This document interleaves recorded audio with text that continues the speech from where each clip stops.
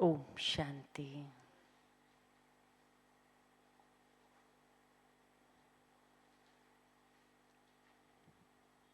फरिश्ता स्थिति वो हम ब्राह्मणों का पड़ाव है अंतिम। उसके लिए हमें क्या क्या तैयारियां करनी चाहिए, कौन सी प्रैक्टिस करनी चाहिए।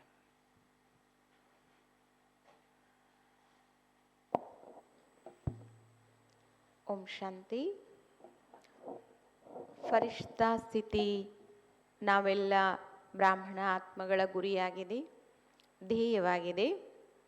ಸೊ ಈಗ ಆ ಸ್ಥಿತಿಯನ್ನು ತಲುಪೋದಕ್ಕಾಗಿ ನಾವು ಯಾವ ಯಾವ ಸೂಕ್ಷ್ಮ ತಯಾರಿಗಳನ್ನು ಮಾಡಿಕೊಳ್ಬೇಕು, ಯಾವ ಯಾವ ಸಿದ್ಧತೆಗಳನ್ನು ನಾವು ಮಾಡಿಕೊಳ್ಬೇಕು. सबसे पहले तो मुझे अपने आप में यह निश्चय होना चाहिए कि मैं ही आत्मा ब्राह्मण सो फरिश्ता सो देवता बनने वाली हूँ। ಮೊಟ್ಟ ಮೊದಲನೇದಾಗಿ ಸ್ವಯಂನ ಬಗ್ಗೆ ಈ ಒಂದು ನಿಶ್ಚಯ ಇರಬೇಕು. ನಾನೇ ಆತ್ಮ, ಬ್ರಾಹ್ಮಣ್ ಸೋ ಫರಿಷ್ಠಾ, ಬ್ರಾಹ್ಮಣನಿಂದ ಫರಿಷ್ಠೆ, ಫರಿಷ್ಠೆಯಿಂದ ದೇವತೆ. कल्प पहले मैंने ही फरिश्ता स्थिति को प्राप्त किया था, फरिश्ता स्थिति का अनुभव था, और इस कल्प में मैं ही आत्मा फरिश्ता स्थिति को प्राप्त करूंगी. ಕಲ್ಪದ ಮೊದಲು ಕೂಡ ನಾನೇ ಈ ಒಂದು ಸ್ಥಿತಿಯನ್ನು ಪಡ್ಕೊಂಡಿದ್ದೆ, ಫರಿಷ್ಠಾ ಸ್ಥಿತಿಯನ್ನು ಪಡ್ಕೊಂಡಿದ್ದೆ. ಸೊ ಈಗಲೂ ಕೂಡ ನಾನೇ ಆ ಒಂದು ಸ್ಥಿತಿಯನ್ನು ಪಡ್ಕೊಳ್ತೀನಿ. ಮುಂದಿನ ಕಲ್ಪಕ್ಕೂ ಕೂಡ ನಾನೇ ಫರಿಷ್ಠೆ ಆಗುವಂಥದ್ದು. ಸೊ ಸ್ವಯಂನ ಬಗ್ಗೆ ಅಪಾರವಾಗಿರುವಂತಹ ನಿಶ್ಚಯ ಇರಬೇಕಾಗತ್ತೆ. क्योंकि फरिश्ता स्थिति वो ओवरनाइट प्रोसेस नहीं है। कल भी बताया था, आज भी बता रही हूँ कि दूध में रात को दही डाल दो और सुबह दही मिल जाए, ऐसी प्रोसेस नहीं है। वो लॉन्ग टर्म प्रोसेस है. ಯಾಕೆಂದರೆ ಫರಿಷ್ಠಾ ಸ್ಥಿತಿ ಅನ್ನುವಂಥದ್ದು ನಿನ್ನೆಯೂ ಕೂಡ ತಮಗೆ ಹೇಳಲಾಗಿತ್ತು, ಅದು ಓವರ್ನೈಟ್ ಪ್ರೊಸೆಸ್ ಅಲ್ಲ. ಒಂದೇ ರಾತ್ರಿ ನಾವು ಹೇಗೆ ಹಾಲಿಗೆ ಹೆಪ್ಪಾಕ್ತೀವಲ್ವ, ಹೆಪ್ಪು ಹಾಕಿದ ತಕ್ಷಣ ನೆಕ್ಸ್ಟ್ ಡೇ ಅದು ನಮಗೆ ಮೊಸರಾಗಿ ಸಿಕ್ಬಿಡುತ್ತೆ. ಸೊ ಅಂತಹ ಒಂದು ಪ್ರೊಸೆಸ್ ಅಲ್ಲ ಇದು ಫರಿಷ್ಠಾ ಸ್ಥಿತಿ ಅನ್ನುವಂಥದ್ದು. ಬಹಳ ಸಮಯದ ಅಭ್ಯಾಸ ಬೇಕು. ಬಹಳ ಸಮಯದ ಅಭ್ಯಾಸದಿಂದ ಮಾತ್ರ ಈ ಒಂದು ಸ್ಥಿತಿ ನಮಗೆ ಪ್ರಾಪ್ತಿಯಾಗುವಂಥದ್ದು. तो लंबे समय का अभ्यास चाहिए फरिश्ता बनने के लिए. किस किस बात का अभ्यास चाहिए? फरिश्ता बनने के लिए लंबे समय से बाप के साथ सर्व संबंधों की अनुभूति चाहिए. लंबे समय से कर्म किया और उपराम रहने की प्रैक्टिस चाहिए. लंबे समय से बार बार कार्य पूरा हो और वतन में जाने की प्रैक्टिस चाहिए. ಬಹಳ ಸಮಯದ ಅಭ್ಯಾಸ ಬೇಕು, ನಿಶ್ಚಯದ ಸ್ಥಿತಿ ಬೇಕು, ನಿರಂತರವಾಗಿರುವಂತಹ ಅಭ್ಯಾಸ ಬೇಕು. ಆಗ ಮಾತ್ರ ಈ ಒಂದು ಸ್ಥಿತಿಯನ್ನು ನಾವು ಪಡ್ಕೊಳ್ಳೋದಕ್ಕೆ ಸಾಧ್ಯ ಆಗತ್ತೆ.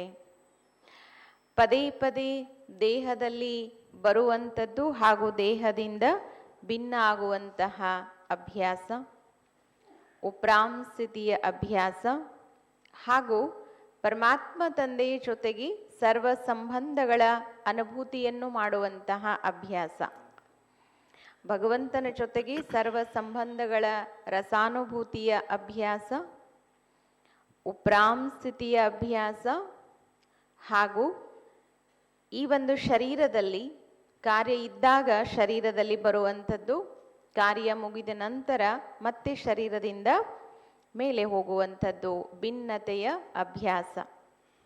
क्योंकि अगर लंबे काल का अभ्यास नहीं और हम माने हम रोज मुरली सुन रहे हैं, अमृत वेला कर रहे हैं, नुमा शाम कर रहे हैं, हमारा सब कुछ एक्यूरेट है, ये हमारी गलती है।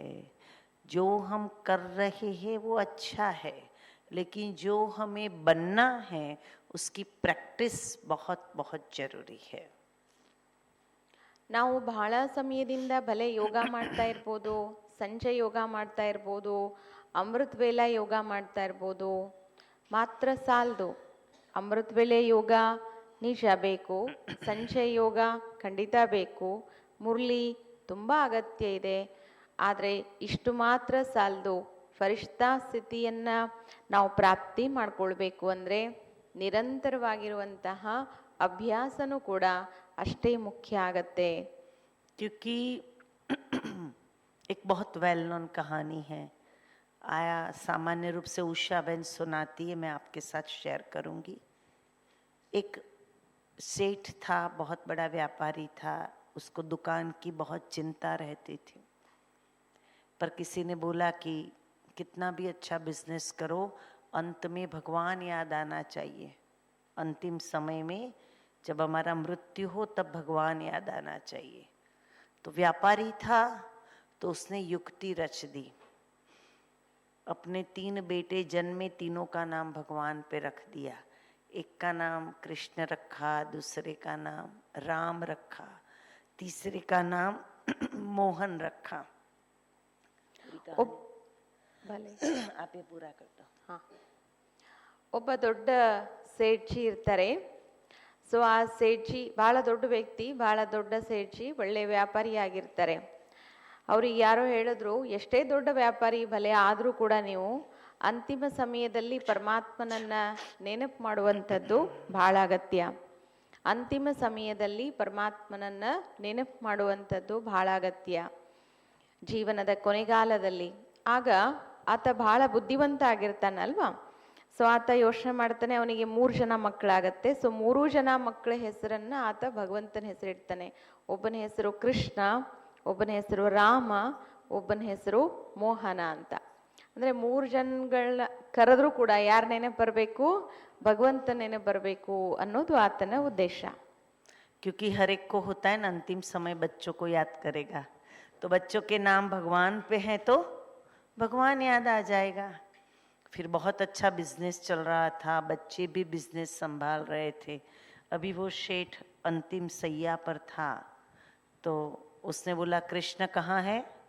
तो बेटा दौड़ के आ गया, पिताजी चिंता नहीं करो मैं यहीं हूँ। फिर बोला राम कहाँ है?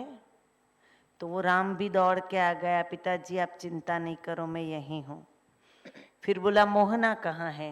मोहन भी आ गया, चिंता आप नहीं करो। तीनों को देखकर सेठ कहता है तीनों यहाँ हो तो शॉप पे कौन है? तभी उसका शरीर छूट गया। तो अंत में कौन याद आया? दुकान याद आई। लंबे काल की प्रैक्टिस चाहिए भगवान को याद करने की। अंतिम समय के लिए बहुत समय का अभ्यास चाहिए। ಅಂತಿಮ ಸಮಯದ ಸ್ಥಿತಿನಲ್ಲಿ ಬಹಳ ಸಮಯದ ಅಭ್ಯಾಸ ಬೇಕು ಅನ್ನುವಂಥದ್ದನ್ನು ಈ ಒಂದು ನಿದರ್ಶನ ನಮಗೆ ತೋರಿಸುತ್ತೆ. ಸೊ ಅತ್ಯಂತ ಚೆನ್ನಾಗಿ ವ್ಯಾಪಾರ ಮಾಡುವಂತಹ ವ್ಯಕ್ತಿ ತನ್ನ 3 ಮಕ್ಕಳ ಹೆಸರನ್ನು ಭಗವಂತನ ಹೆಸರಿಟ್ಟಿರ್ತಾನೆ, ಕೃಷ್ಣ, ರಾಮ ಮತ್ತು ಮೋಹನ ಅಂತ.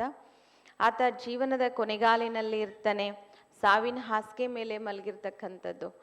ಆಗ ಆತ ಕೃಷ್ಣ ಎಲ್ಲಿದ್ದಾನೆ ಅಂತ ಕೇಳ್ತಾನೆ. ಕೃಷ್ಣ ಆಗಿರುವಂಥ ಮಗ ಏನಿದ್ದಾನಲ್ಲ, ಒಬ್ಬ ಮಗನ ಹೆಸರು ಕೃಷ್ಣ ಇತ್ತು. ಸೊ ಓಡೋಡಿ ಬರ್ತಾನೆ, ಬಂದು ಅಪ್ಪ ನಾನು ಇಲ್ಲೇ ಇದ್ದೀನಿ ಯೋಚನೆ ಮಾಡಬೇಡ. ರಾಮ ಎಲ್ಲಿದ್ದಾನೆ? ರಾಮನು ಬರ್ತಾನೆ, ಅಪ್ಪ ನಾನು ಇಲ್ಲೇ ಇದ್ದೀನಿ ನೀವೇನು ಯೋಚನೆ ಮಾಡಬೇಡಿ. ಮೋಹನ ಎಲ್ಲಿದ್ದಾನೆ? ಅಪ್ಪ ನಾನು ಇಲ್ಲೇ ಇದ್ದೀನಿ ಏನು ಯೋಚನೆ ಮಾಡಬೇಡಿ. ಸೊ 3 ಜನ ಮಕ್ಕಳು ಬಂದು ಅಪ್ಪನ ಹತ್ರ ನಿಂತ್ಕೊಳ್ತಾರೆ. ಅಪ್ಪ ಕೇಳ್ತಾನೆ, 3 ಜನ ಬಂದ್ರಾ? ಸರಿ, ಶಾಪಲ್ಲಿ ಯಾರಿದಾರಪ್ಪ ಈಗ? 3 ಜನ ಮಕ್ಕಳು ಇಲ್ಲೇ ಇದ್ದೀರಲ್ಲ, ಶಾಪಲ್ಲಿ ಯಾರಿದ್ದಾರೆ? ಆತ್ಮ ಶರೀರದಿಂದ ಹೊರಟೋಗ್ಬಿಡ್ತು, ಪ್ರಾಣ ಪಕ್ಷಿ ಹಾರೋಯ್ತು. ಬಹಳ ಸಮಯದ ನೆನಪು ಜೀವನದ ಕೊನೆಗಾಲದಲ್ಲಿ ಅದೇ ಬರುತ್ತೆ ಅಲ್ವಾ. ಅದಕ್ಕೆ ಬಾಬಾ ಹೇಳ್ತಾರೆ ಅಂತಮತಿ ಸೋಗತಿ ಅಂತ. ಸೊ ಆತ ಜೀವನದುದ್ದಕ್ಕೂ ಬರೀ ಶಾಪ್ ಶಾಪ್ ಶಾಪ್ ಶಾಪ್ ಅಂತಿತ್ತಲ್ವಾ.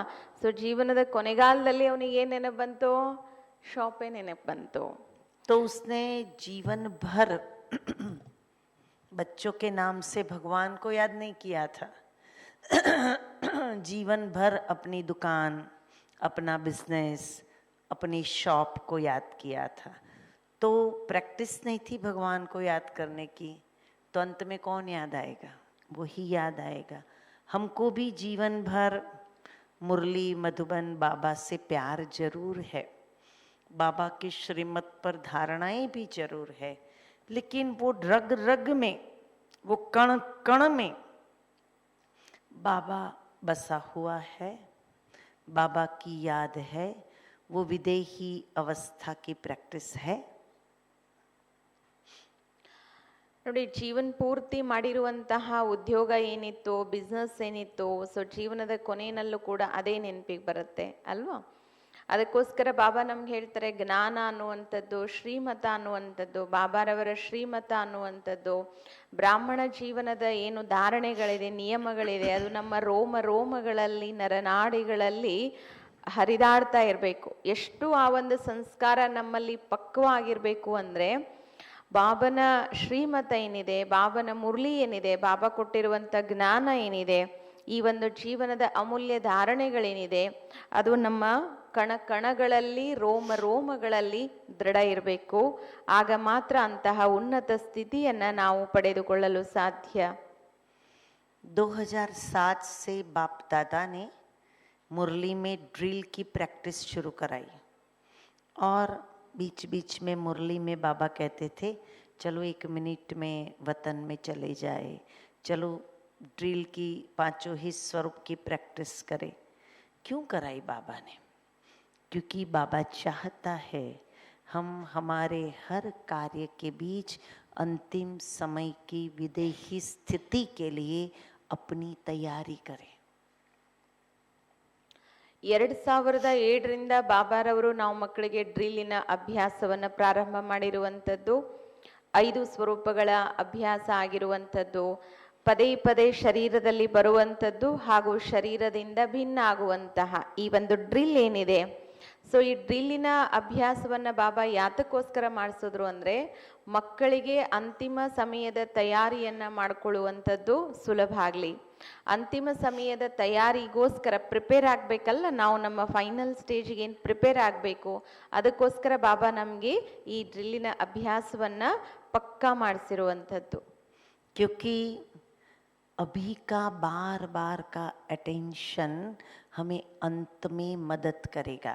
सुबह जो बाबा के महावाक्य सुनाए, बाबा ने क्या कहा उसमें कि अंत में बाबा भी अपना रिजल्ट आपका डिक्लेयर नहीं करेगा, हम खुद अपना रिजल्ट डिक्लेयर करेंगे. और हमारा अपना रिजल्ट डिक्लेयर करते हुए अगर थोड़ा भी नीचे ऊपर हो गया, हमारी अवस्था क्या हो जाएगी? पाइप ऐसे की हो जाएगी. इसीलिए अपने आप पर अटेंशन दिलवाना, अपने आप को उस प्रैक्टिस में रखना बहुत बहुत जरूरी है. ಪದೇ ಪದೇ ನಾವು ಮಾಡುವಂತಹ ಅಭ್ಯಾಸ ಏನಿದೆ ಅಲ್ವಾ, ಪದೇ ಪದೇ ನಮ್ಮ ಬಗ್ಗೆ ನಮಗೆ ಇರುವಂತಹ ಒಂದು ಅಟೆನ್ಷನ್. ಬೆಳಿಗ್ಗೆ ನಾವೆಲ್ಲರೂ ಕೂಡ ಮುರಳಿನಲ್ಲೂ ಕೂಡ ಕೇಳಿದ್ವಿ. ಸೊ ರಿಸಲ್ಟ್ ಏನಿದೆ ಅದು ಬಾಬಾ ಆ ಥರ ಆಫಿಷಿಯಲ್ ಆಗಿ ಡಿಕ್ಲೇರ್ ಮಾಡುವಂಥದ್ದಲ್ಲ, ಅಥವಾ ಪೇಪರ್ ಇತ್ಯಾದಿಯಲ್ಲಿ ಬರುವಂಥದ್ದಲ್ಲ. ಬದಲಾಗಿ ನೀವು ಮಕ್ಕಳ ಕರ್ಮ, ನೀವು ಮಕ್ಕಳ ಒಂದು ಸ್ಥಿತಿ, ನೀವು ಮಕ್ಕಳ ನಡೆ ನುಡಿ ಅನ್ನುವಂಥದ್ದೇನಿದೆ, ಅದೇ ಸ್ವತಃ ನಿಮ್ಮ ಒಂದು ನಾಳೆ ನೀವು ಪಡ್ಕೊಳ್ತಕ್ಕಂತಹ ಪದವಿ ಏನಿದೆ, ಅಥವಾ ನೀವೇನು ಮಾರ್ಕ್ಸ್ ಗೇನ್ ಮಾಡ್ಕೊಂಡಿದ್ದೀರಾ ಬ್ರಾಹ್ಮಣ ಜೀವನದಲ್ಲಿ, ಅದು ಅದನ್ನು ಪ್ರೂವ್ ಮಾಡುತ್ತೆ. ಸೊ ಅದು ಪ್ರೂವ್ ಮಾಡಬೇಕು ಅಂದರೆ ಈಗ ನಾವು ತುಂಬ ಕೇರ್ಫುಲ್ ಆಗಿ, ತುಂಬ ಅಟೆಂಟಿವ್ ಆಗಿ ಪುರುಷಾರ್ಥ ಮಾಡಬೇಕಾಗತ್ತೆ. ಪದೇ ಪದೇ ಪದೇ ನಮ್ಮ ಬಗ್ಗೆ, ನಮಗೆ ಸ್ವಯಂನ ಬಗ್ಗೆ ಅಟೆನ್ಷನ್ ಅನ್ನೋಂಥದ್ದು ಬಹಳ ಬಹಳ ಮುಖ್ಯ ಆಗತ್ತೆ. तो राजा जनक की इसके लिए बहुत अच्छी फेमस कहानी है. जनक को विदेही कहा गया, अशरीरी नहीं. तो एक बार एक संत उनके महल में गया और संत ने बोला, जनक राजा मैं तो संत हूँ, सब कुछ छोड़ा हुआ है, साधु हूँ, फिर भी मेरा ध्यान आत्मा पर नहीं रहता है, आप कैसे विदेही बन गए इतना सारा राज्य कारोबार संभालने के बाद? तो जनक ने बोला, मैं आपसे उसके बारे में बाद में चर्चा करता हूँ, लेकिन मुझे थोड़ा काम है। ऐसा करो, मेरे महल में थोड़ा नया कंस्ट्रक्शन, नया कारीगिरी हो रही है, तो आप महल का अवलोकन करो। और उसके लिए अभी लाइट नहीं लगी है, तो आप ये दिया लेके जाओ और पूरा महल जितना भी देख सके देखना। पर वो डायरेक्शन ऐसा है, बहुत पवन आएगा तो दिया बुझ जाएगा। दिए का ध्यान रखते हुए महल का अवलोकन करना। तब तक मैं अपना काम पूरा करके आता हूँ। ರಾಜ ಜನಕನ ಒಂದು ಕತೆ ನಾವು ಕೇಳುವಂಥದ್ದು. ರಾಜ ಜನಕನಿಗೆ ವಿದೇಹಿ ಜನಕ ಅಂತ ಪ್ರಸಿದ್ಧಿ ಇದೆ. ಸೊ ಆತನಲ್ಲಿ ವಿದೇಹಿ ಆಗುವಂತಹ ಅಭ್ಯಾಸದ ಒಂದು ವಿಶೇಷತೆ ಇತ್ತು. ಒಬ್ಬ ಸಂತ, ಒಬ್ಬ ಸನ್ಯಾಸಿಯಾಗಿರುವಂಥವರು ಒಂದು ದಿನ ರಾಜ ಜನಕನ ಬಳಿ ಹೋಗ್ಬಿಟ್ಟು ಹೇಳ್ತಾರೆ, ಬಲಿ ನಾನು ಸರ್ವಸಂಗ ಪರಿತ್ಯಾಗವನ್ನು ಮಾಡಿರುವಂತಹ ಸನ್ಯಾಸಿ ಆಗಿದ್ರೂ ಕೂಡ ವಿದೇಹಿ ಆಗುವಂತಹ ಅಭ್ಯಾಸದ ಕೊರತೆ ನನಗಿದೆ. ನಿಮ್ಮಲ್ಲಿ ಆ ವಿದೇಹಿ ಅಭ್ಯಾಸ ತುಂಬ ಚೆನ್ನಾಗಿದೆ, ಅದರಲ್ಲಿ ತಾವು ಪರಿಪಕ್ವರು ಅನ್ನುವಂಥದ್ದನ್ನು ನಾನು ಕೇಳಿದ್ದೀನಿ. ಸೊ ತಾವು ನನಗೆ ತಿಳಿಸ್ಕೊಡ್ಬೇಕು, ಮಾರ್ಗದರ್ಶನ ಮಾಡಬೇಕು ಅಂತ ಕೇಳ್ಕೊಳ್ತಾರೆ. ಆಗ ಜನಕ ಮಹಾರಾಜ ಹೇಳ್ತಾನೆ, ಅದ್ರ ಬಗ್ಗೆ ನಾವು ಆಮೇಲೆ ಡಿಸ್ಕಸ್ ಮಾಡೋಣ ಖಂಡಿತ, ಬಟ್ ಈಗ ಇಲ್ಲಿ ಕನ್ಸ್ಟ್ರಕ್ಷನ್ ಕೆಲಸ ನಡೀತಾ ಉಂಟು. ಒಂದು ಬಿಲ್ಡಿಂಗ್ ಕನ್ಸ್ಟ್ರಕ್ಷನ್ ಕೆಲಸ ನಡೀತಾ ಇದೆ, ನಿರ್ಮಾಣದ ಕಾರ್ಯ ನಡೀತಾ ಇದೆ. ಅದನ್ನು ತಾವು ನೋಡ್ಕೊಂಡು ಬನ್ನಿ, ಅವಲೋಕನ ಮಾಡಿ. ಬಟ್ ಏನು ಅಂದರೆ ಇನ್ನೂ ಕರೆಂಟ್ ಕನೆಕ್ಷನ್ ಎಲ್ಲ ಕೊಟ್ಟಿಲ್ಲ. ಸೊ ಹಾಗಾಗಿ ತಮಗೆ ಒಂದು ದೀಪವನ್ನು ಕೊಡಲಾಗತ್ತೆ. ದೀಪದ ಸಹಾಯದಿಂದ ತಾವು ಈ ಒಂದು ನಿರ್ಮಾಣದ ಕಾರ್ಯವನ್ನು ನೋಡಬೇಕು. ಆದರೆ ಬಿರುಗಾಳಿ ಜೋರಾಗಿ ಬರುತ್ತೆ, ದೀಪ ಹುಷಾರು, ದೀಪ ಆರದೇ ಇರಲಿ, ದೀಪದ ಸಹಾಯದಿಂದ ತಾವು ಈ ನಿರ್ಮಾಣವನ್ನು ನೋಡ್ಕೊಂಡು ಬನ್ನಿ ಅಂತ ಹೇಳಿಬಿಟ್ಟು ಈ ಸ್ವಾಮೀಜಿಗಳನ್ನು ಕಳಿಸ್ತಾರೆ. फिर वो संत तो दीपक के साथ पूरे महल के अवलोकन के लिए गए और यहाँ राजा जनक ने अपना कारोबार पूरा किया। फिर जब दोनों मिले तब जनक ने पूछा राजा ने कि क्या संत महात्मा आपने हमारा महल अच्छी तरह से देखा? बोले महल तो देखा, लेकिन दीप न बुझ जाए उसमें ज़्यादा ध्यान था। तब जनक ने कहा, मैं भी यही करता हूँ, मैं पूरे राज्य को संभालता हूँ, लेकिन मुझे आत्मा दीपक का ध्यान रहता है।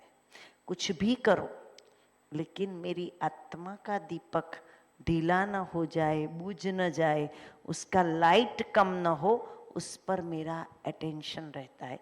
तब साधु ने कहा, अब मैं समझ गया कि आप विदेही क्यों हैं, देह में रहते भी क्यों विदेही है। ಸೊ ಈಗ ರಾಜ ಜನಕರು ಮಹಾತ್ಮರನ್ನ ಕೇಳ್ತಾರೆ, ಮಹಾತ್ಮ ತಾವು ಈ ಒಂದು ಅರಮನೆಯನ್ನ ನಿರೀಕ್ಷಣೆ ಮಾಡ್ಕೊಂಡು ಬಂದ್ರ ಅಂತ. ಆಗ ಸಂತ್ ಮಹಾತ್ಮ ಹೇಳ್ತಾರೆ, ಖಂಡಿತ ನಾನು ನಿರೀಕ್ಷಣೆ ಮಾಡ್ಕೊಂಡು ಬಂದೆ, ಆದರೆ ನನ್ನ ಸಂಪೂರ್ಣ ಒಂದು ಗಮನ ಏನಿತ್ತು ಅದು ದೀಪದ ಕಡೆಗಿತ್ತು. ದೀಪ ಆರಬಾರ್ದಲ್ಲ, ಸೊ ಹಾಗಾಗಿ ನನ್ನ ಒಂದು ಸಂಪೂರ್ಣ ಗಮನ ದೀಪದ ಕಡೆಗಿತ್ತು. ಆದರೆ ಅರಮನೆ ಕಾರ್ಯವನ್ನು ಕೂಡ ನೋಡಿದೆ ನಾನು, ಬಟ್ ನನ್ನ ಗಮನ ಇತ್ತು ದೀಪದ ಕಡೆಗೆ. ಸೊ ಆಗ ಜನಕ ಮಹಾರಾಜರು ಹೇಳಿದ್ರು, ಸೊ ಅದೇ ರೀತಿ ಮಹಾತ್ಮ ನಾನು ಕೂಡ ಬಲೆ ಈ ಎಲ್ಲ ಭೌತಿಕ ಕಾರ್ಯಗಳನ್ನು ಮಾಡ್ತಾ ಇದ್ದೀನಿ, ರಾಜ ವೈಭೋಗಗಳಲ್ಲಿ ನಾನು ಇರ್ಬೋದು, ರಾಜ್ಯ ವ್ಯವಹಾರಗಳನ್ನು ನಾನು ಮಾಡ್ತಾ ಇರ್ಬೋದು, ಆದರೆ ನಿಮ್ಮ ಒಂದು ಗಮನ ನೋಡ್ತಾ ಇದ್ರೂ ಸಹ ಹೇಗೆ ದೀಪದ ಕಡೆಗಿತ್ತೋ ಹಾಗೆ ನನ್ನ ಗಮನ ಇದೆಲ್ಲವನ್ನು ಮಾಡ್ತಾ ಇದ್ರೂ ಕೂಡ ನನ್ನ ಪೂರ್ಣ ಗಮನ ಆತ್ಮದ ಕಡೆಗಿರುತ್ತೆ. ಆತ್ಮದೀಪ ಆರಬಾರ್ದು, ಆತ್ಮದೀಪದ ಪ್ರಕಾಶ ಕಡಿಮೆ ಆಗಬಾರ್ದು. ಸೊ ನನ್ನ ಪೂರ್ಣ ಗಮನ ಮೇಲೆ ಇರುತ್ತೆ ಅಂತ ಹೇಳಿದ್ರು. ಆಗ ಮಹಾತ್ಮರು ಹೇಳಿದ್ರು, ಹೌದು, ಅದಕ್ಕೆ ನಿಮಗೆ ವಿದೇಹಿ ಅಂತ ಹೇಳುವಂಥದ್ದು, ವಿದೇಹಿ ಜನಕ್ ಮಹಾರಾಜ್ ಅಂತ. ಸೊ ನನಗೆ ಈಗ ಯಾವ ರೀತಿ ಇರಬೇಕು ಅನ್ನುವಂಥದ್ದು ಅರ್ಥ ಆಯಿತು ಅಂತ ಅವರಿಂದ ಆ ವಿಚಾರವನ್ನು ಕಲ್ತ್ಕೊಂಡು ಹೊರಡ್ತಾರೆ. तो क्या हमको बाबा के बनने के बाद सब जिम्मेवारियां, रिस्पॉन्सिबिलिटी निभाने के बाद मेरा अपनी अवस्था का, अपनी मानसिक व्यवस्था का, अपनी फरिश्ता स्थिति का ख्याल रहता है, उसकी फिक्र रहती है? ಹಾಗೆ ನಾವು ಕೂಡ ಎಲ್ಲ ಲೌಕಿಕದ ಜವಾಬ್ದಾರಿಗಳನ್ನು ಡ್ಯೂಟೀಸ್ ಅಂತ ಹೇಳ್ಕೊಳ್ಬೋದು, ರೆಸ್ಪಾನ್ಸಿಬಿಲಿಟೀಸ್ ಅಂತ ಹೇಳ್ಕೊಳ್ಬೋದು. ಈ ಎಲ್ಲ ಡ್ಯೂಟಿ ಮತ್ತು ರೆಸ್ಪಾನ್ಸಿಬಿಲಿಟಿಗಳನ್ನು ಸಂಭಾಲನೆ ಮಾಡ್ತಾ ಇದ್ರು ಕೂಡ, ಲೌಕಿಕ ವ್ಯವಹಾರದ ಎಲ್ಲ ಜವಾಬ್ದಾರಿಗಳನ್ನು ಸಂಭಾಲನೆ ಮಾಡ್ತಾ ಇದ್ರೂ ಕೂಡ, ನಾವೇನು ಬ್ರಾಹ್ಮಣ ಜೀವನದಲ್ಲಿದ್ದೀವಿ, ಬ್ರಾಹ್ಮಣ ಜೀವನದಲ್ಲಿ ಯಾವುದನ್ನು ಬಾಬಾ ನಮಗೆ ಸ್ಥಿತಿಯನ್ನು ಅಂಡರ್ಲೈನ್ ಮಾಡಿಸ್ತಾರೆ, ಆ ಒಂದು ಸ್ಥಿತಿಯ ಬಗ್ಗೆ, ನಮ್ಮ ಮಾನಸಿಕ ಸ್ಥಿತಿಯ ಬಗ್ಗೆ, ಮಾನಸಿಕ ಸಮಾಧಾನದ ಬಗ್ಗೆ, ಫರಿಷ್ಠಾ ಸ್ಥಿತಿಯ ಬಗ್ಗೆ ನನಗೆ ಸಂಪೂರ್ಣ ಗಮನ ಇರುತ್ತಾ, ಅದ್ರ ಕಡೆಗೆ ನಾನು ಅಟೆನ್ಷನ್ ಕೊಡ್ತೀನಾ ಅಂತ ನಮ್ಮನ್ನು ನಾವು ಪದೇ ಪದೇ ಕೇಳ್ಕೊಳ್ಳುವಂಥದ್ದು. क्योंकि बहुत काल का अभ्यास चाहिए.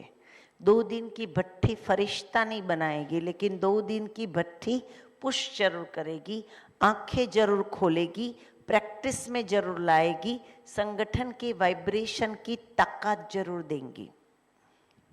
2 ದಿನದ ಈ ಬಟ್ಟಿ ಇದೆಯಲ್ಲ, ಈ ಬಟ್ಟಿ ನಮ್ಮನ್ನ ಖಂಡಿತ ಫರಿಷ್ಠೆ ಮಾಡಲ್ಲ.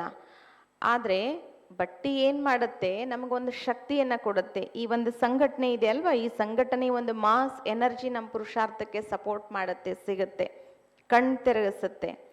ಏನು ಕಣ್ಣು ಮುಚ್ಕೊಂಡಿದ್ದೀವಿ, ಕಣ್ಣು ತೆರೆಸುವಂಥ ಕೆಲಸ ಮಾಡುತ್ತೆ, ರಿಯಲೈಸ್ ಮಾಡುವಂಥ ಕೆಲಸ ಮಾಡುತ್ತೆ, ಶಕ್ತಿ ಕೊಡುವಂಥ ಕೆಲಸ ಮಾಡುತ್ತೆ, ಸಪೋರ್ಟ್ ಮಾಡುವಂಥ ಕೆಲಸ ಮಾಡುತ್ತೆ. ಆದರೆ ಫರಿಷ್ಠಾ ಮಾಡಲ್ಲ, ಫರಿಷ್ಠಾ ಸ್ವಯಂ ಆಗಬೇಕಾಗತ್ತೆ. तो हम क्या करें? विदेही स्थिति बनाने के लिए, अंतिम समय को समझने के लिए, फरिश्ता के लक्ष्य तक पहुंचने के लिए ಏನು ಮಾಡಬೇಕು? ವಿದೇಹಿಗಳಾಗೋದಕ್ಕೋಸ್ಕರ, ಅಂತಿಮ ಸಮಯದ ತಯಾರಿ ಮಾಡ್ಕೊಳ್ಳೋದಕ್ಕೋಸ್ಕರ, ಫರಿಷ್ಠೆ ಆಗಬೇಕು ಅನ್ನುವಂತಹ ಲಕ್ಷ್ಯವನ್ನು ತಲುಪೋದಕ್ಕೋಸ್ಕರ ನಾವು ಯಾವ ಸಿದ್ಧತೆ ಮಾಡ್ಕೊಳ್ಬೇಕು, ಯಾವ ತಯಾರಿಯನ್ನು ನಾವೀಗ ಮಾಡ್ಕೊಳ್ಬೇಕು? तो कल चारों ही सब्जेक्ट को अंडरलाइन कराया था ना आपको क्लास में. वो चारों ही सब्जेक्ट के परसेंटेज को बढ़ाए. पहली प्रैक्टिस ज्ञान, योग, धारणा, सेवा, चारों ही सब्जेक्ट के परसेंटेज को बढ़ाए. ನಿನ್ನೆ ತಮಗೆ ತಿಳಿಸಲಾಗಿತ್ತಲ್ವ, ಜ್ಞಾನ್, ಯೋಗ್, ಧಾರಣಾ, ಸೇವಾ ಮೇನ್ ಟೈಟಲ್ಸು. ಇದರಲ್ಲಿ ಏನು ಸಬ್ ಟೈಟಲ್ಸ್ ಬಂತು, ಪ್ರತಿಯೊಂದರಲ್ಲೂ ಕೂಡ ನನ್ನ ಮನಸ ಹೇಗಿತ್ತು, ಕರ್ಮಣ ಹೇಗಿತ್ತು, ವಾಚ ಹೇಗಿತ್ತು, ಸಂಬಂಧ ಸಂಪರ್ಕ ಹೇಗಿತ್ತು. ಸೊ ಈ ಒಂದು ಪರ್ಸಂಟೇಜನ್ನು ನಾವೇನು ಮಾಡ್ಕೊಳ್ತಾ ಹೋಗಬೇಕು, ಡೇ ಬೈ ಡೇ ಹೆಚ್ಚಿಸ್ಕೊಳ್ತಾ ಹೋಗಬೇಕು. ये पहला काम है. चारों ही सब्जेक्ट की ताकत को बढ़ाए, चारों ही सब्जेक्ट को मजबूत करे. दूसरी विधि है जो उससे भी इम्पोर्टेंट विधि है, संगठन के योग को मिस न करे.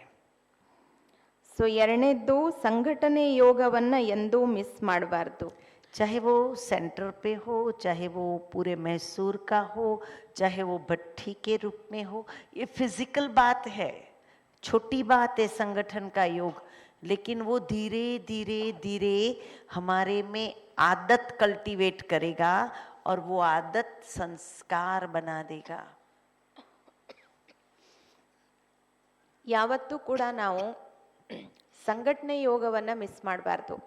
ಅದು ಸೆಂಟರ್ನಲ್ಲಾಗಿರ್ಬೋದು, ಅಥವಾ ಈ ಥರ ಬಟ್ಟಿಗಳಲ್ಲಾಗಿರ್ಬೋದು, ಅಥವಾ ಮೈಸೂರಿನಲ್ಲಿ ಏನಾದರೂ ಒಂದು ಕಂಬೈನ್ ಯೋಗ ಅಂತ ಏನೆಲ್ಲ ನಮಗೆ ಅವಕಾಶಗಳು ಸಿಗುತ್ತೆ, ಆ ಒಂದು ಅವಕಾಶದಲ್ಲಿ ಎಸ್ಪೆಷಲಿ ಸಂಘಟನೆ ಯೋಗ ಅನ್ನುವಂಥದ್ದಿದೆಯಲ್ಲ, ಅದನ್ನು ಯಾವತ್ತೂ ಕೂಡ ನಾವು ಮಿಸ್ ಮಾಡಬಾರ್ದು. ಏಕೆಂದರೆ ಅದು ನಮ್ಮ ಅಭ್ಯಾಸವನ್ನು ದೃಢಗೊಳಿಸುತ್ತೆ, ನಮ್ಮನ್ನು ಶಕ್ತಿಶಾಲಿ ಮಾಡುತ್ತೆ ಯೋಗ. क्योंकि योग की ताकत अपनी है. 2 बात है, योग इतना आता नहीं है, पर बाबा के कमरे में बैठ जाओ, बाबा बुद्धि खींचेगा. और दूसरा, धीरे धीरे धीरे अलग अलग विधि से मैं मेरा बाबा के साथ का संबंध समीप बनाऊं. योग इसीलिए नहीं लगता है, हम मैकेनिकल योग करते, थियरी प्रमाण प्रैक्टिकल में जाना प्रैक्टिस करते, लेकिन योग माना बाबा से लव, और भगवान से लव करना डिफिकल्ट नहीं है, बहुत इजी है. ಹೇಗಾದರೂ ಮಾಡಿ ಯೋಗದ ಪ್ರಾಕ್ಟೀಸನ್ನು, ಯೋಗದ ಸ್ಥಿತಿಯನ್ನು, ಯೋಗದ ಅಭ್ಯಾಸವನ್ನು ಹೆಚ್ಚಿಸ್ಕೊಳ್ಳುವಂಥದ್ದು ಬಹಳನೇ ಅಗತ್ಯ ಇದೆ ಈ ಬ್ರಾಹ್ಮಣ ಜನ್ಮದಲ್ಲಿ. ಹೋಗ್ಬಿಟ್ಟು ಬಾಬನ ರೂಮ್ನಲ್ಲಿ ಕೂತ್ಕೊಳ್ಳಿ. ಯೋಗ ಬಂದಿಲ್ಲ ಅಂದರೂ ನೀವು ಹೋಗ್ಬಿಟ್ಟು ಬಾಬನ ಹತ್ರ ಕೂತ್ಕೊಳ್ಳಿ, ಬಾಬನ ಮುಂದೆ ಕೂತ್ಕೊಳ್ಳಿ. ಸೊ ಬಾಬಾ ಆಟೋಮೆಟಿಕಲಿ ಇಳಿತಾರೆ. ಯಾವುದಾದ್ರೂ ಒಂದು ರೂಪದಲ್ಲಿ ಯಾವುದಾದ್ರೂ ಒಂದು ಕ್ರಮವನ್ನು ಯೂಸ್ ಮಾಡಿ ಒಟ್ಟಾರೆ ಬಾಬನ ಮೇಲೆ ಪ್ರೀತಿ ಹೆಚ್ಚು ಹೆಚ್ಚು ಆಗ್ತಾ ಹೋಗಬೇಕು, ಸಾಮೀಪ್ಯದ ಅನುಭವ ಹೆಚ್ಚಾಗಬೇಕು, ದಿನ ದಿನ ನಾವು ಬಾಬನ ಸಮೀಪದಲ್ಲಿ ಹೋಗಬೇಕು. ಸೊ ಯಾವುದಾದ್ರೂ ಒಂದು ವಿಧಾನವನ್ನು ಯೂಸ್ ಮಾಡಿ ಒಟ್ಟಿನಲ್ಲಿ ನಮ್ಮ ಯೋಗದ ಸ್ಥಿತಿ ಪಕ್ವ ಆಗಬೇಕು. ಆ ಯೋಗದ ಸ್ಥಿತಿ ಪಕ್ವ ಆಗಬೇಕು ಅಂದರೆ ಅದಕ್ಕೆ ಬೇಕಾಗಿರುವಂಥದ್ದು ಪ್ರೀತಿ. ಥೇರಿ ಫಾಲೋ ಮಾಡುವಂಥದ್ದಲ್ಲ, ಥೇರಿ ಬೇಡ, ಯೋಗಕ್ಕೆ ಥೇರಿ ಅಗತ್ಯ ಇಲ್ಲ. ಯೋಗಕ್ಕೆ ಅಗತ್ಯ ಇರುವಂಥದ್ದು ಭಗವಂತನ ಮೇಲಿರುವಂತಹ ಪ್ರೀತಿ. ಆ ಪ್ರೀತಿ ದಿನ ದಿನ ನಮ್ಗೇನಾಗಬೇಕು, ಹೆಚ್ಚುತ್ತಾ ಹೋಗಬೇಕು. क्योंकि योग वो बहुत ताकत वाली शक्ति वाली स्थिति है योग करना वो, और हम क्या करते हैं उसको एक चैनलाइज, कोई कमेंट्री कराए तब योग लगेगा, कोई नई रीत सिखाए तब योग लगेगा, कोई विधि बताए तब योग लगेगा. उसको नेचुरल बनाना ये अंतिम समय की तैयारी है, वो फरिश्ता स्थिति का फाउंडेशन है.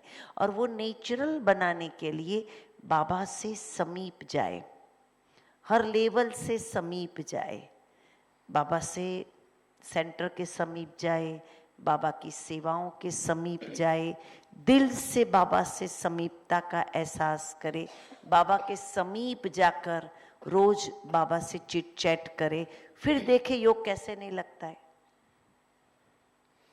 ಸೊ ಎಲ್ಲ ಆ್ಯಂಗಲಲ್ಲೂ ಕೂಡ ನಾವು ಬಾಬಾರವರ ಸಮೀಪದಲ್ಲಿ ಹೋಗುವಂತಹ ಅಭ್ಯಾಸವನ್ನು ಮಾಡುವಂಥದ್ದು. ಅವಲಂಬಿತ ಆಗಿರುವಂತಹ ಯೋಗ ಬೇಡ, ಅಂದರೆ ಯಾರ ಮೇಲಾದರೂ ಅಥವಾ ಯಾವುದ್ರ ಮೇಲಾದರೂ ಡಿಪೆಂಡ್ ಆಗಿ ಯೋಗ ಮಾಡೋದು ಬೇಡ. ಯಾರಾದರೂ ಕಾಮೆಂಟ್ರಿ ಕೊಟ್ಟರೆ ನಾವು ಯೋಗ ಮಾಡೋಕ್ಕಾಗೋದು, ಒಳ್ಳೊಳ್ಳೆ ಗೀತೆಗಳಿದ್ರೆ ನಾವು ಯೋಗ ಮಾಡೋಕ್ಕಾಗೋದು, ಈ ಥರ ಇದ್ದರೆ ನಾವು ಯೋಗ ಮಾಡ್ತೀವಿ, ಇಲ್ಲ. ಯೋಗ ಅನ್ನುವಂಥದ್ದು ನಮ್ಮನ್ನು ತುಂಬ ತುಂಬ ಶಕ್ತಿಶಾಲಿ ಮಾಡುತ್ತೆ. ನಮ್ಮನ್ನು ಶಕ್ತಿಶಾಲಿ ಮಾಡುವಂಥ ಒಂದೇ ಒಂದು ಆಯಾಮ ಅಂದರೆ ಅದು ಯೋಗ ಮಾತ್ರ. ಸೊ ಹಾಗಾಗಿ ದಿನ ದಿನ ಯೋಗದ ಬಗ್ಗೆ ರುಚಿ ಅಥವಾ ಆಸಕ್ತಿ ನಮಗೆ ಜಾಸ್ತಿ ಆಗ್ತಾ ಹೋಗಬೇಕು. ಹಾಗಾಗಿ ಎಷ್ಟು ಸಾಧ್ಯ ಆಗುತ್ತೋ ಅಷ್ಟು ನಿಮ್ಮನ್ನು ನೀವು ಪ್ರತಿ ಲೆವೆಲಲ್ಲಿ ಬಾಬನ ಸಮೀಪ ತಗೊಂಡು ಹೋಗಿ. ಬಾಬನ ಸಮೀಪ ಹೋಗಬೇಕು, ಸೆಂಟ್ರ್ ಸಮೀಪ ಹೋಗಬೇಕು, ಸೇವೆಯ ಸಮೀಪ ಹೋಗಬೇಕು. ಯಾವುದರ ಸಮೀಪದಲ್ಲಿ ಹೋಗೋದ್ರಿಂದ ನಿಮ್ಮ ಯೋಗದ ಸ್ಥಿತಿ ನಿರ್ಮಾಣ ಆಗತ್ತೆ, ಯೋಗದ ಸ್ಥಿತಿ ಬರುತ್ತೆ, ಬಾಬನ ಮೇಲೆ ಪ್ರೀತಿ ಜಾಸ್ತಿ ಆಗತ್ತೆ. ಅದನ್ನು ನಾವು ಮಾಡ್ತಾ ಹೋಗಬೇಕು. क्योंकि बाबा ने एक मुरली में कहा है, जो संगम युग में यज्ञ सेवा के समीप रहेगा वो सतयुग में नंबर 1 आत्मा के समीप रोल प्ले करेगा.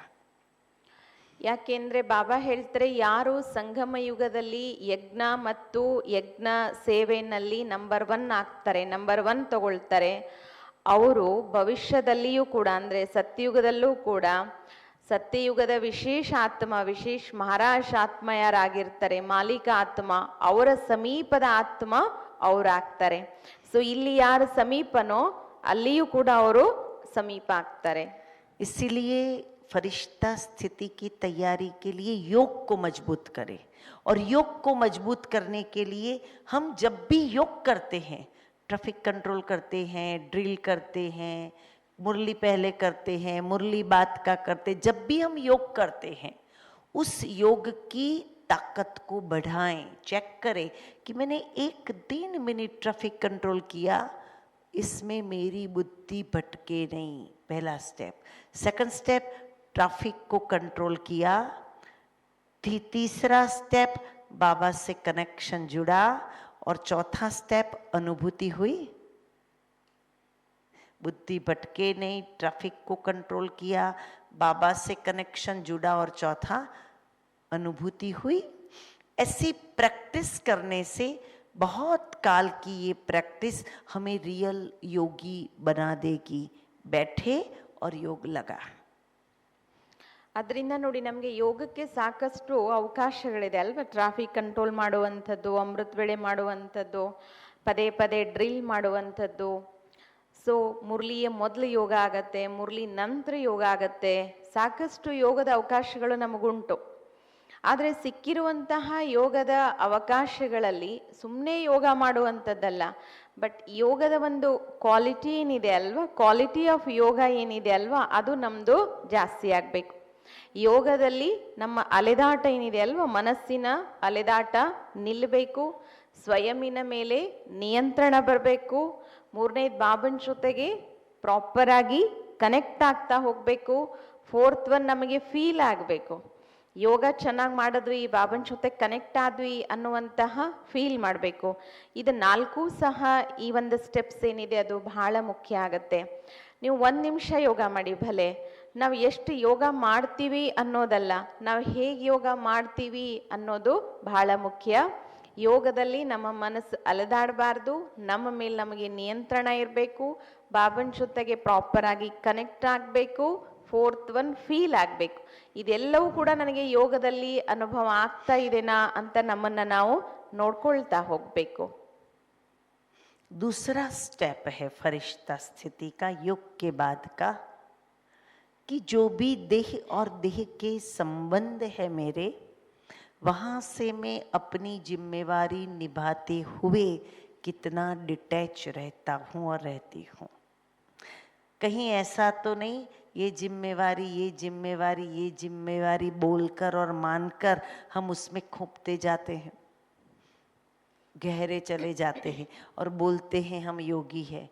बच्चे हैं तो है, बाबा को भी बच्चे बहू बेटियां सब था, सब है, सबकी जिम्मेवारी निभाना है, लेकिन निभाते भी डिटैच रह करके चलने की प्रैक्टिस.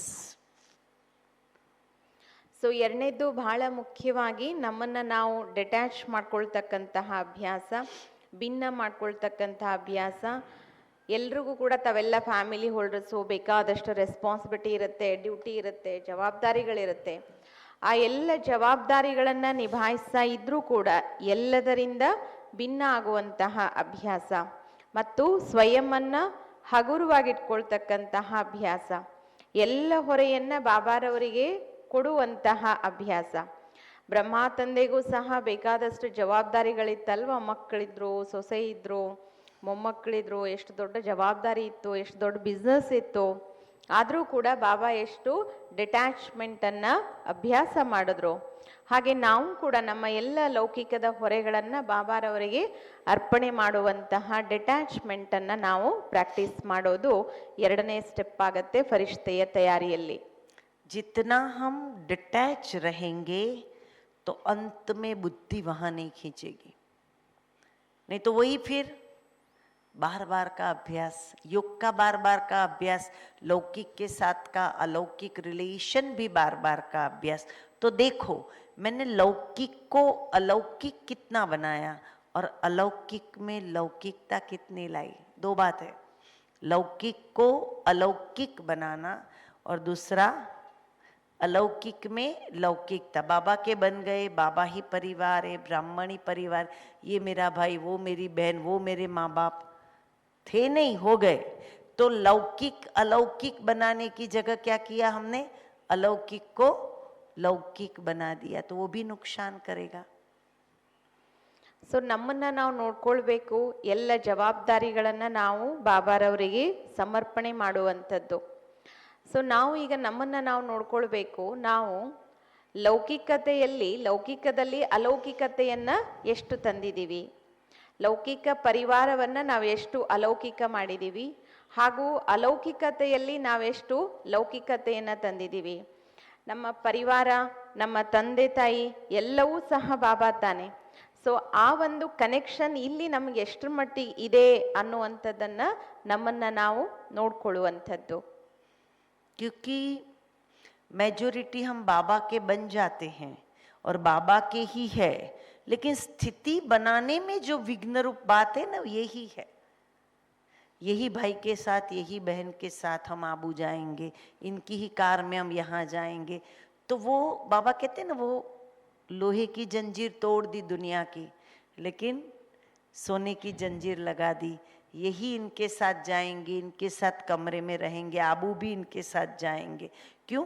हमने अपना लेवल मैच करना शुरू किया, तो अलौकिक लौकिक बना दिया. फिर पता पड़ा कोई गरीब है बेचारा, आबू नहीं जा सकता है, तो बहन जी उसकी टिकट हम निकालेंगे, बेचारे को आबू भेजो.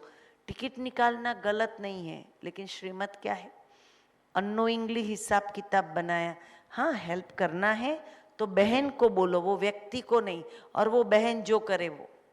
तो हमने लौकिक को अलौकिक बनाना है, अलौकिक में लौकिकता नहीं लानी है। ಲೌಕಿಕವನ್ನ ನಾವು ಅಲೌಕಿಕ ಮಾಡಬೇಕು, ಆದರೆ ಅಲೌಕಿಕವನ್ನ ನಾವು ಲೌಕಿಕ ಮಾಡ್ಕೊಂಡು ಬಿಡ್ತೀವಿ ಎಷ್ಟೋ ಸರ್ತಿ. ಈಗ ಏನಾಗ್ಬಿಡುತ್ತೆ, ಯಾರೋ ಒಬ್ಬರು ಸೆಂಟರ್ನಲ್ಲಿ ತುಂಬ ಬಡವರಿದ್ದಾರೆ, ಪಾಪ ಅವರಿಗೆ ಮಧುಬನ್ಗೆ ಬರೋದಕ್ಕೆ ತುಂಬ ಆಸೆ ಇದೆ. ಸೊ ಅವರಿಗೆ ಹೆಲ್ಪ್ ಮಾಡಬೇಕು ಅಂತ ಅನ್ಸುತ್ತೆ, ಇವರಷ್ಟಕ್ಕೆ ಇವರೇ ಹೋಗ್ಬಿಟ್ಟು ಅವ್ರದ್ದು ಟಿಕೆಟ್ ತಗೊಂಡ್ಬಿಡ್ತಾರೆ. ಟಿಕೆಟ್ ತಗೊಳ್ಳೋದು ತಪ್ಪಲ್ಲ, ಒಬ್ಬ ಬಡ ಆತ್ಮನಿಗೆ, ಒಂದು ಬ್ರಾಹ್ಮಣ ಆತ್ಮನಿಗೆ ಸಹಾಯ ಮಾಡೋದು ಖಂಡಿತ ತಪ್ಪಲ್ಲ. ಆದರೆ ನೀವೇ ಸ್ವತಃ ಹೋಗ್ಬಿಟ್ಟು ನೀವ್ಯಾಕೆ ಆ ಆತ್ಮದ ಜೊತೆ ಲೆಕ್ಕಾಚಾರ ಬೆಳೆಸ್ಕೊಳ್ತೀರಾ? ಈಗ ಚಿನ್ನದ ಸರಪಳಿ ಬೇಡ ಅಂತ ನಾವು ಲೌಕಿಕವನ್ನ ತ್ಯಾಗ ಮಾಡಿ ಇಲ್ಲಿ ಬಂದಿದ್ದೀವಿ. ಸೊ ಇಲ್ಲಿ ಅಲೌಕಿಕಕ್ಕೆ ಬಂದ್ಬಿಟ್ಟು ಇಲ್ಲಿ ಈ ಅಣ್ಣ ತುಂಬಾ ಒಳ್ಳೆಯವರು, ಈ ಅಕ್ಕ ತುಂಬಾ ಒಳ್ಳೆಯವರು, ನಾನು ಬಟ್ಟಿಗೆ ಹೋದ್ರೆ ಇವ್ರ ಜೊತೆಗೆ ಹೋಗೋದು, ಬಟ್ಟಿಗೆ ಹೋದ್ರು ರೂಮ್ನಲ್ಲಿದ್ರು ಈ ಅಕ್ಕನ ಜೊತೆಗೆ ರೂಮ್ನಲ್ಲಿರೋದು, ಅಥವಾ ಈ ಅಣ್ಣನ ಜೊತೆಗೆ ಇರೋದು, ಮಧುಬನಕ್ಕೆ ಹೋದ್ರೆ ಇವ್ರ ಜೊತೆಗೆ ಹೋಗೋದು, ಕಾರಲ್ಲಿ ಹೋದ್ರು ನಾನು ಅವ್ರ ಜೊತೆಗೆ ಹೋಗ್ಬೇಕು. ಯಾಕೆಂದ್ರೆ ಅವ್ರ ಜೊತೆಗೆ ಹೋದ್ರೆ ನನಗೇನೋ ಒಂದು ಸಮಾಧಾನ, ಹೋಗ್ಲೇಬೇಕಂತೇನಿಲ್ಲ ಕೂಡ, ಒಟ್ಟಲ್ಲಿ ಒಂದು ಸಮಾಧಾನ, ಅವ್ರಿದ್ರೆ ನನಗೇನೋ ಒಂದು ಕಂಫರ್ಟ್ ಅನ್ಸುತ್ತೆ, ನಂಗೆ ಸರಿ ಅನ್ಸುತ್ತೆ ಅಂತ ನಮ್ಮ ಒಂದು ಲೆವೆಲನ್ನು ಅವ್ರ ಲೆವೆಲ್ ಜೊತೆಗೆ ಮ್ಯಾಚ್ ಮಾಡ್ಕೊಂಡು ಅಲ್ಲಿ ನಾವು ಆ ಸರಪಳಿ ಬಿಟ್ಟು ಬಂದಿದ್ದೀವಿ, ಲೌಕಿಕ ಸರಪಳಿಯನ್ನು ಬಿಟ್ಟು ಬಂದಿದ್ದೀವಿ, ಚಿನ್ನದ ಸರಪಳಿ ಬಿಟ್ಟು ಬಂದ್ವಿ. ಇಲ್ಲಿ ಬಂದು ಏನ್ ಮಾಡಿದ್ವಿ, ಕಬ್ಬಿಣ ಸರಪಳಿ ಬಿಟ್ಟು ಈಗ ಚಿನ್ನದ ಸರಪಳಿಗೆ ಸಿಕ್ಕಾಕೊಂಡ್ಬಿಡ್ತೀವಿ. ಎಷ್ಟು ಸರಿ ಇದು ಲೆಕ್ಕಾಚಾರ ತಾನೆ? तो फरिश्ता बनना है और सभी रिश्तों को हाथ में रखना है, कैसे चलेगा? तो ये बहुत जरूरी है हम अलौकिक बनते जाए।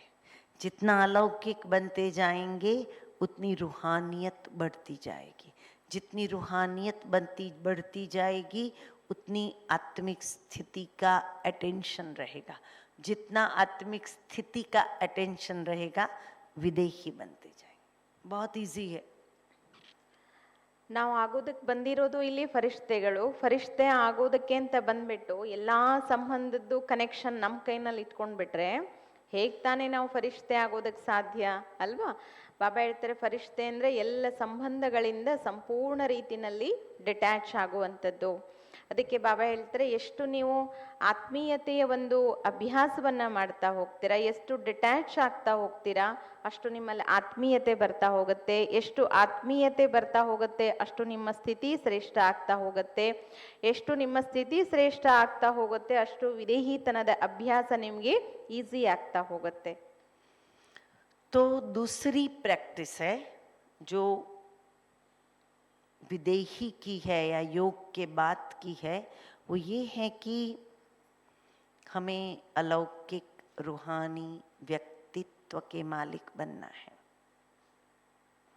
क्योंकि फरिश्ता बनना इस वतन की स्थिति नहीं है, उस वतन की स्थिति है. तो उस वतन की स्थिति के लिए उस प्रमाण ड्रेसिंग चाहिए. किसी की शादी में जाना है तो उस प्रकार के कपड़े होते हैं, मृत्यु में जाना है तो उस प्रकार के कपड़े होते, पार्टी में जाना है तो उस प्रकार के कपड़े होते, मंदिर मस्जिद में जाना है तो उस प्रकार के कपड़े होते. अभी हमें फरिश्ता स्थिति में वतन में जाना है तो हमारा ड्रेसिंग फरिश्ता जैसा होना चाहिए. तो फरिश्ता जैसा ड्रेसिंग बनाने का अर्थ है हमें इस वतन के पार की स्थिति को पकड़ना होगा.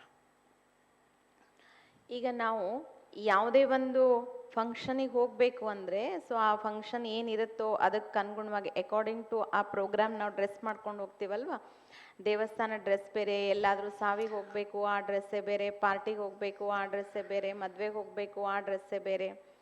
ಹಾಗೆ ಈ ಒಂದು ಅಲೌಕಿಕತೆ ಅನ್ನುವಂಥದ್ದೇನಿದೆ, ಫರಿಷ್ತಾ ಸ್ಥಿತಿ ಅನ್ನುವಂಥದ್ದೇನಿದೆ, ಫರಿಷ್ತಾ ಸ್ಥಿತಿ ಅನ್ನುವಂಥದ್ದು ಆ ಜಗತ್ತಿಗೆ ನಾವು ಹೋಗಬೇಕು ಅಂದರೆ ಆ ಡ್ರೆಸ್ಸನ್ನು ನಾವು ಹಾಕಿಕೊಂಡು ಹೋಗುವಂಥದ್ದು. ಈ ಜಗತ್ತಿನಲ್ಲಿ ನಾವು ಇರಬೇಕು ಅಂದರೆ ಅಲೌಕಿಕತೆಯ ವ್ಯಕ್ತಿತ್ವದ, ಅಲೌಕಿಕ ಆತ್ಮಿಕ ವ್ಯಕ್ತಿತ್ವದ ಮಾಲೀಕರು ನಾವಾಗಬೇಕು. ಹೇಗಾಗುವಂಥದ್ದು? ನಮ್ಮಲ್ಲಿ ಅಲೌಕಿಕತೆ ಇರಬೇಕು, ಆತ್ಮಿಕತೆ ಇರಬೇಕು, ಅಂತಹ ವ್ಯಕ್ತಿತ್ವದ ಮಾಲೀಕ ನಾನಾಗಬೇಕು. ಅದ್ರ ಕಡೆಗೆ ನಾವು ಗಮನ ಕೊಡಬೇಕಾಗತ್ತೆ. क्योंकि फरिश्ता बनना है इसी जन्म में, इसी देह में रहते हुए. तो छोटी छोटी टिप्स की लंबे टाइम की प्रैक्टिस चाहिए. जैसे एक है देखते हुए भी नहीं देखना, साक्षी दृष्टा. और वो प्रैक्टिस हमें है, लेकिन जिसका साक्षी बनना है उसके हम साथी बन जाते हैं, और जिसका साथी बनना है उसके हम साक्षी बन जाते। करते हैं ऐसी गलती। इसीलिए यथार्थ वो प्रैक्टिस करने की जरूरत है। जैसे हम यहाँ से ट्रेन में जाएंगे तो खिड़की से कितने सारे दृश्य दिखाई देंगे, लेकिन सबके साथी बनते हैं या साक्षी बनते हैं? साक्षी बनते हैं, क्योंकि हमारी टिकट आबू की है। बिल्कुल उसी तरह हमारी अंदर की टिकट फरिश्ता स्वरूप की है, तो बाकी जो देह से जुड़ी हुई बातें हैं उसके हम साक्षी बनने की प्रैक्टिस करें।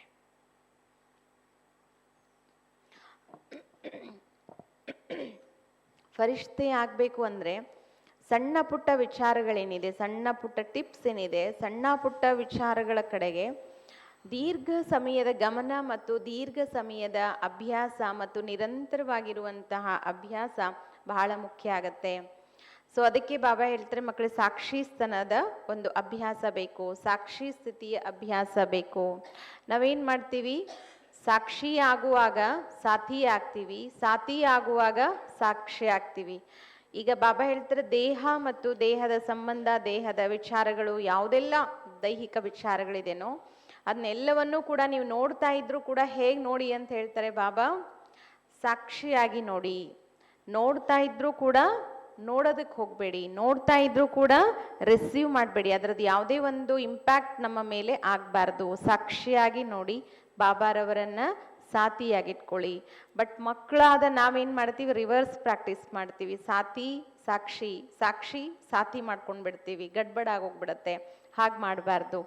ಸೊ ಈಗ ನಾವು ಮಧುಬನಕ್ಕೆ ಹೋಗಬೇಕು, ಮಧುಬನದ ನಮ್ದು ಟಿಕೆಟ್ ಆಗಿದೆ, ಡೆಸ್ಟಿನಿ ನಾವು ಮೌಂಟ್ ಅಬು ರೋಡಲ್ಲಿ ಇಳಿಬೇಕು.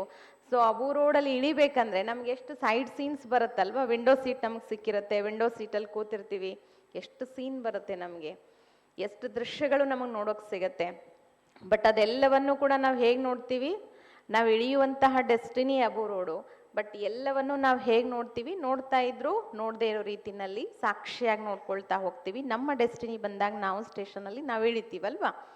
ಹಾಗೆ ಬಾಬಾ ಹೇಳ್ತಾರೆ, ಎಲ್ಲವನ್ನೂ ಕೂಡ ನೀವು ಹೇಗೆ ನೋಡುವಂಥ ಅಭ್ಯಾಸ ಮಾಡಿ. ದೇಹ, ದೇಹದ ಜಗತ್ತು, ದೇಹದ ಸಂಬಂಧ, ದೇಹದ ಭಾನ, ದೇಹದ ಸಂಬಂಧಗಳು, ಸಂಪರ್ಕಗಳು, ವ್ಯಕ್ತಿ, ವಸ್ತು, ಪದಾರ್ಥ, ವೈಭವ, ಇದೆಲ್ಲವನ್ನೂ ಕೂಡ ಬಾಬಾ ಹೇಳ್ತಾರೆ ಸಾಕ್ಷಿಯಾಗಿ ನೋಡುವಂತಹ ಅಭ್ಯಾಸ ಮಾಡಿ. ಬಾಬಾರವರನ್ನ ಸದಾಕಾಲ ಸಾಥಿಯಾಗಿಟ್ಕೊಳ್ಳಿ. हम क्या करते हैं? सेवाओं के साक्षी बन जाते हैं, और बाकी सब बातें करनी होती है तब साथी बन जाते। यहाँ से हम डाउन फॉलिंग करते अपना। जो भी सेवाएं हैं, चलो यहाँ भी है, हमारे पास टाइम है, भट्ठी है, साइलेंस है, लेकिन कई ऐसी चीज़ है उसको हम डिटैच ऑब्जर्व कर रहे, नहीं ये बाबा का दर है, इसके हम साथी है।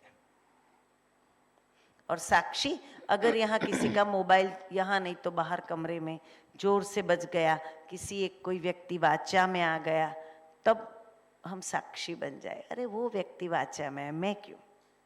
तो कहाँ साथी बनना, कहाँ साक्षी बनना, उसकी प्रैक्टिस हमें डिटैच करेगी फिजिकल बातों से और देहबान से।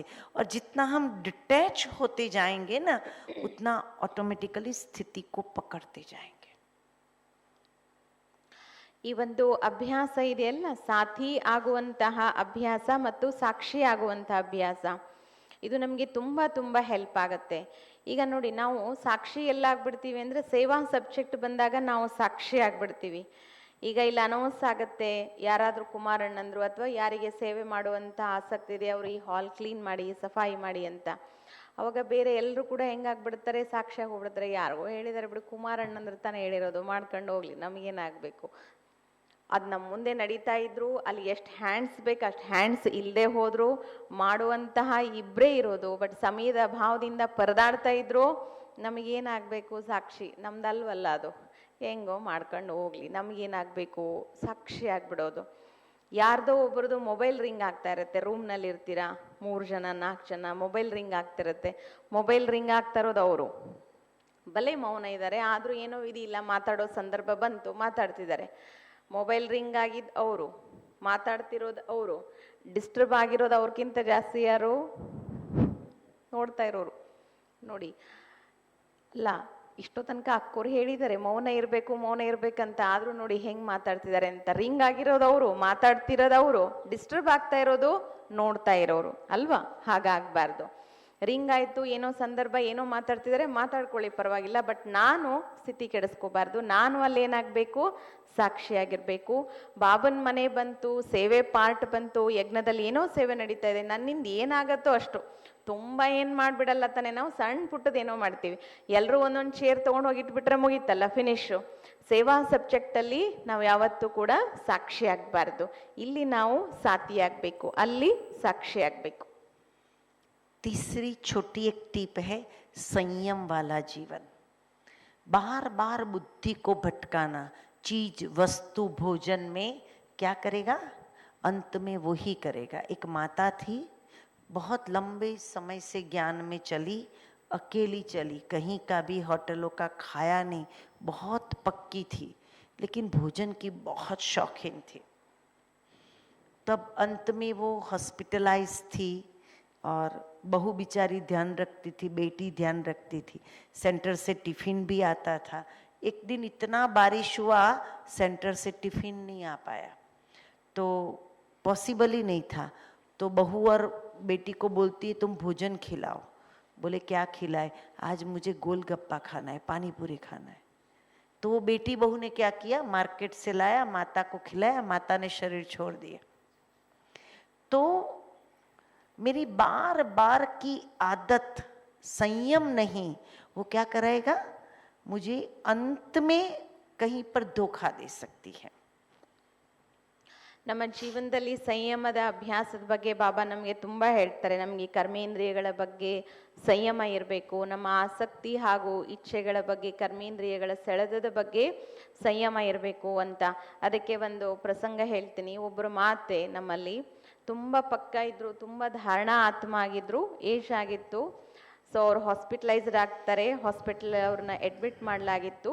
ಅವ್ರ ಸೊಸೆ ಮತ್ತು ಮಗಳು ಇಬ್ಬರೂ ಸಹ ಅವರನ್ನು ನೋಡ್ಕೊಳ್ತಾ ಇತ್ತು. ಸೆಂಟ್ರಿಂದನೂ ಕೂಡ ಅವ್ರಿಗೆ ಟಿಫನ್ ಹೋಗ್ತಾ ಇತ್ತು. ಸೊ ಒಂದಿನ ಏನಾಯಿತು ಪ್ರಸಂಗ ಅಂತ ಹೇಳಿದ್ರೆ, ಸೆಂಟ್ರಿಂದ ಅವ್ರಿಗೆ ಟಿಫನ್ ಹೋಗೋಕ್ಕಾಗಲಿಲ್ಲ, ಯಾಕೆಂದರೆ ವಿಪರೀತ ಮಳೆ ಬಂತು.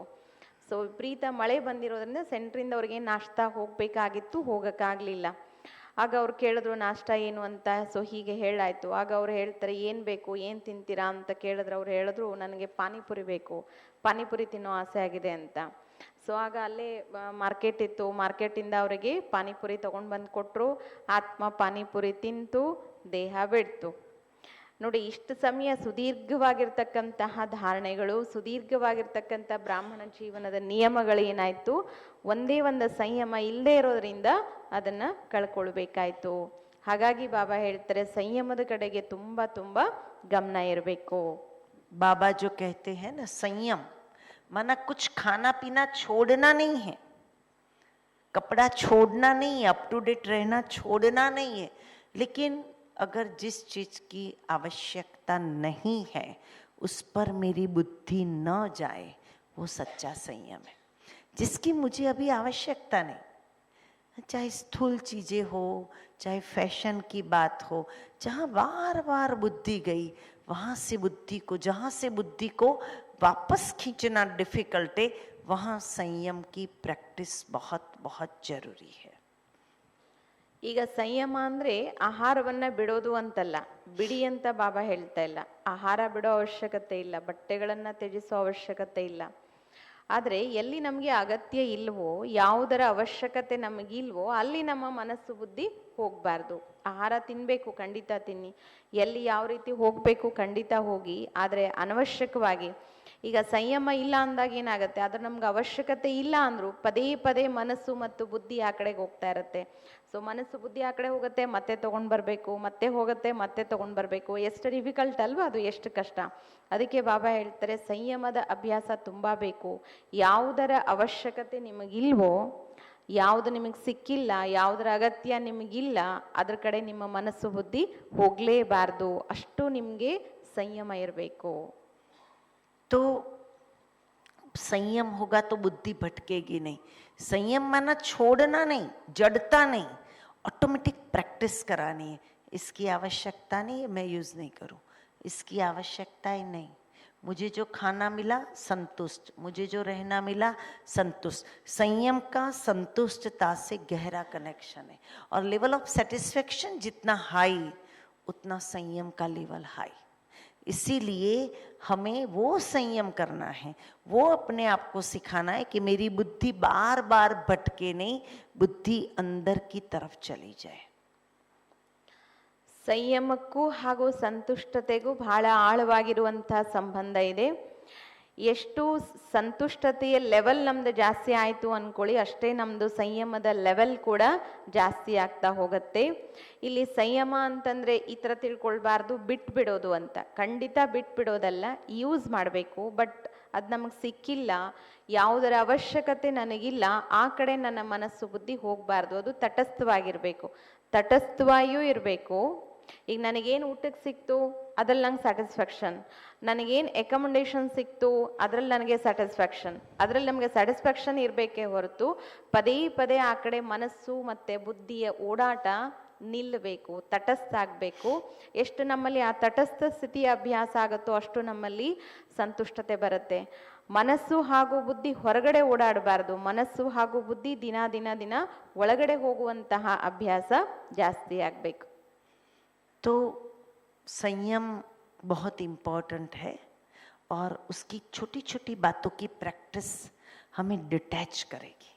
बुद्धि वहाँ अटकेगी नहीं, लटकेगी नहीं, भटकेगी नहीं, तो हम डिटैच होते जाएंगे। वो हमें फरिश्ता बनने में मददगार बनेगा। और लास्ट, समय की पहचान। हम दूसरों को कहते अभी नहीं तो कभी नहीं, लेकिन हर बात में हम अपने आप को कहे अभी नहीं तो कभी नहीं। आज योग मिस किया तो कभी नहीं आएगा ना इस कल्प में, आज क्लास मिस किया तो कभी नहीं आएगा, ये सेवा मिस की तो कभी नहीं आएगी। तो ये बहुत इम्पोर्टेंट है, हम समय को समझे, समय की समीपता को समझे, समय की नाजुक परिस्थिति को समझे।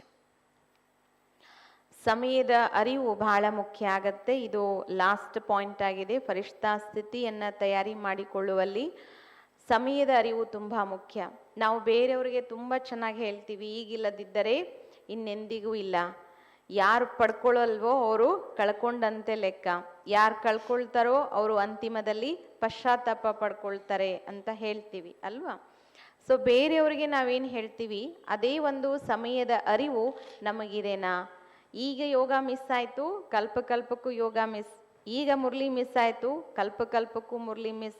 ಈ ಬಟ್ಟಿ ಮಿಸ್ ಆಯಿತು, ಕಲ್ಪಕ್ಕೂ ಬಟ್ಟಿ ಮಿಸ್.